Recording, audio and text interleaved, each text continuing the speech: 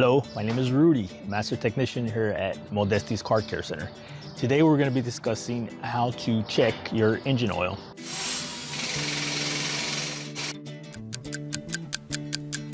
The engine oil level is critical for the life of the engine. If the oil is too low, you can have internal damage. If the oil is too high, you can create an artificial rise in oil pressure and damage the engine oil seals. You want to check the oil when the vehicle is on a flat, level surface. That way the oil level in the pan is even.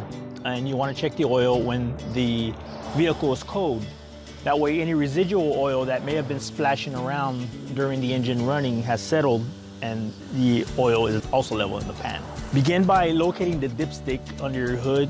Most vehicles have two dipsticks, so you'll have to refer to your owner's manual to determine which is the correct one. This vehicle, the dipstick is yellow.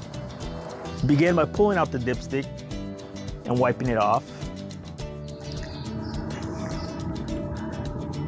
Reinsert the dipstick all the way down until it bottoms out.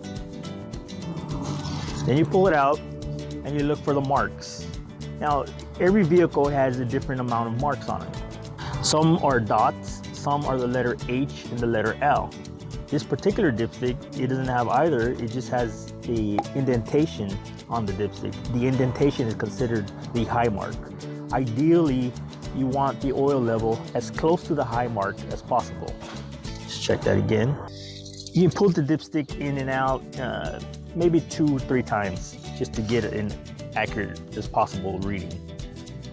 The oil ideally will be light tan or translucent in color. Dark brown or black oil typically indicates oil that's near the end of its useful life and should be changed.